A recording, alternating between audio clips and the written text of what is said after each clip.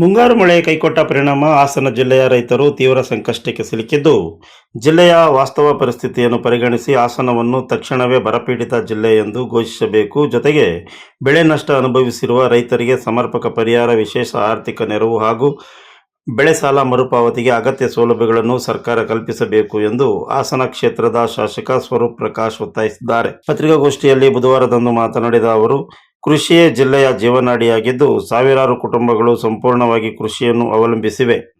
ಭತ್ತ, ರಾಗಿ, ಮೆಕ್ಕೆಜೋಳ, ಜೋಳ, ಆಲೂಗೆಡ್ಡೆ, ಶುಂಠಿ ಹಾಗೂ ವಿವಿಧ ತೋಟಗಾರಿಕಾ ಮತ್ತು ತರಕಾರಿ ಬೆಳೆಗಳನ್ನು ಹೆಚ್ಚಿನ ಪ್ರಮಾಣದಲ್ಲಿ ಬೆಳೆಯಲಾಗುತ್ತದೆ.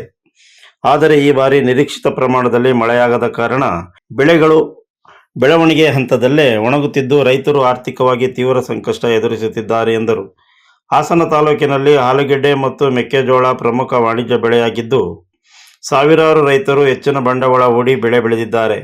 ಮಳೆಯ ಕೊರತೆಯಿಂದ ಸಾಕಷ್ಟು ಪ್ರದೇಶಗಳಲ್ಲಿ ಬಿತ್ತನೆ ವಿಫಲವಾಗಿದ್ದು, ಕೆಲವೆಡೆ ಮರುಬಿತ್ತನೆ ಮಾಡಬೇಕಾದ ಪರಿಸ್ಥಿತಿ ನಿರ್ಮಾಣವಾಗಿದೆ. ಈಗಾಗಲೇ ಕೃಷಿ ವೆಚ್ಚ ಹೆಚ್ಚಿರುವ ಸಂದರ್ಭದಲ್ಲಿ ಬೆಳೆ ಕೈಕೊಟ್ಟಿರುವುದು ರೈತರನ್ನು ಸಂಕಷ್ಟದ ಅಂಚಿಗೆ ತಳ್ಳಿದೆ ಎಂದು ಹೇಳಿದರು. ಹಿಂದಿನ ವರ್ಷಗಳಲ್ಲಿ ಅಂಗಮಾರಿ ರೋಗದ ಹಾವಳಿಯಿಂದ ಆಲೂಗೆಡ್ಡೆ ಬೆಳೆ ಭಾರೀ ನಷ್ಟ ಅನುಭವಿಸಿದ್ದರಿಂದ ಅನೇಕ ರೈತರು ಮೆಕ್ಕೆಜೋಳದತ್ತ ಮುಖ ಮಾಡಿದ್ದರು.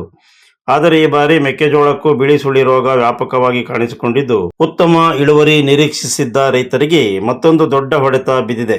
ಒಂದೆಡೆ ಮಳೆ ಕೊರತೆ, ಮತ್ತೊಂದೆಡೆ ರೋಗ ಬಾಧೆ ಎರಡೂ ಸೇರಿ ಕೃಷಿ ಕ್ಷೇತ್ರಕ್ಕೆ ತೀವ್ರ ಹಿನ್ನಡೆ ಉಂಟು ಮಾಡಿವೆ ಎಂದು ತಿಳಿಸಿದರು.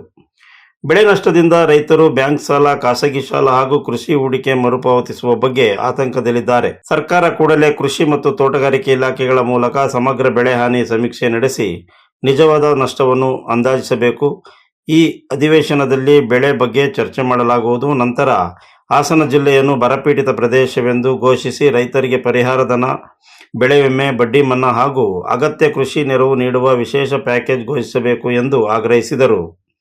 ಕೇವಲ ದಾಖಲೆಗಳ ಆಧಾರದ ಮೇಲೆ ನಿರ್ಧಾರ ಕೈಗೊಳ್ಳದೆ ಅಧಿಕಾರಿಗಳು ಗ್ರಾಮ ಮಟ್ಟಕ್ಕೆ ತೆರಳಿ ರೈತರ ಸಮಸ್ಯೆಗಳನ್ನು ಪರಿಶೀಲಿಸಬೇಕು. ರೈತರ ಸಂಕಷ್ಟಕ್ಕೆ ತ್ವರಿತವಾಗಿ ಸ್ಪಂದಿಸಿದರೆ ಮಾತ್ರ ಕೃಷಿ ಚಟುವಟಿಕೆಗಳಿಗೆ ಪುನಶ್ಚೇತನ ಸಿಗಲಿದೆ.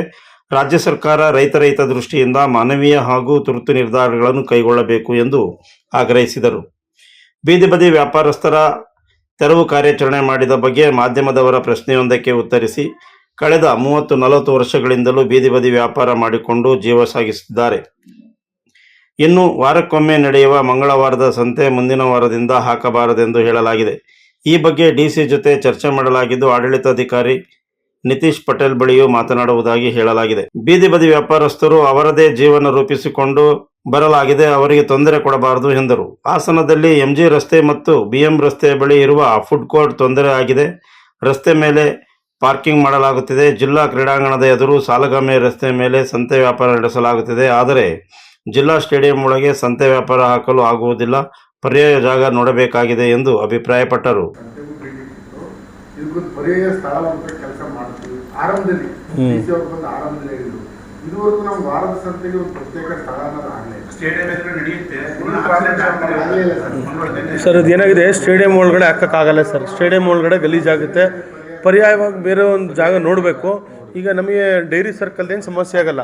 ಇಂಜಿನಿಯರಿಂಗ್ ಕಾಲೇಜ್ ಫೀಲ್ಡ್ ಇದೆ, ಅದರೊಳಗೆ ಹಾಕ್ಬೋದು. ಬೇರೆ ಬೇರೆ ಇರುತ್ತೆ, ಹಾಕ್ಬೋದು. ಅಲ್ಲಿ ಏನಾಗಿದೆ, ಸಂಬಂಧಪಟ್ಟ ಇದಿದೆ. ಈಗ ಅರಣ್ಯ ಇಲಾಖೆ ಇದೆ, ಎದುರುಗಡೆ ರೇಷ್ಮೆ ಇಲಾಖೆ ಇದೆ. ಅಲ್ಲಿ ಒಳಗೆ ಹಾಕಕ್ಕೆ ಹೋದಾಗ ಏನಾಗುತ್ತೆ, ಆ ಡಿಪಾರ್ಟ್ಮೆಂಟ್ ಅವರು ಬೇಡ ಅನ್ನೋ ಅನುಮತಿ ಕೊಡೋಕ್ಕೆ ಬಿಡಲ್ಲ. ಈ ಥರ ಸಮಸ್ಯೆ ಆಗಿದೆ. ಆಮೇಲೆ ಏನಾಗಿದೆ, ನಗರ ಬೆಳೀತಾ ಇದೆ, ವಾಹನ ದಟ್ಟಣೆ ಜಾಸ್ತಿ ಆಗ್ತಾಯಿದೆ. ನಗರ ಜಾಸ್ತಿ ಆದಂಗಲೂ ಈಗೆಲ್ಲ ಪಾಲಿಕೆ ಆದಮೇಲಿಂದನೂ ಸ್ವಲ್ಪ ಇನ್ನು ಸಂತೆಗೆ ಬರೋಂಥ ಜನಸಂಖ್ಯೆನೂ ಜಾಸ್ತಿ ಆಗಿದೆ. ಇದಕ್ಕೇನಾದ್ರು ಒಂದು ಪರ್ಯಾಯವಾಗಿ ಜಾಗ ಹುಡ್ಕೋಬೇಕು. ಇವತ್ತಾಗಲೇ ತಾವು ನೋಡ್ತಿದ್ರೆ ಹಾಸನಲ್ಲಿ ಸಂಪೂರ್ಣವಾಗಿ ರೈತಾಪಿ ಜನಾಂಗನೇ ಇಲ್ಲ. ಇವತ್ತೆಲ್ಲ ಲೇಔಟ್ಗಳನ್ನ ಮಾಡಿ ಮತ್ತು ಯಾವುದೋ ಒಂದು ಕಾರ್ಯಕ್ರಮ ಏನೇ ಮಾಡಲಿಕ್ಕೂ ಜಾಗ ಇಲ್ಲ. ಆ ರೀತಿ ಪರಿಸ್ಥಿತಿಯಾಗಿದೆ.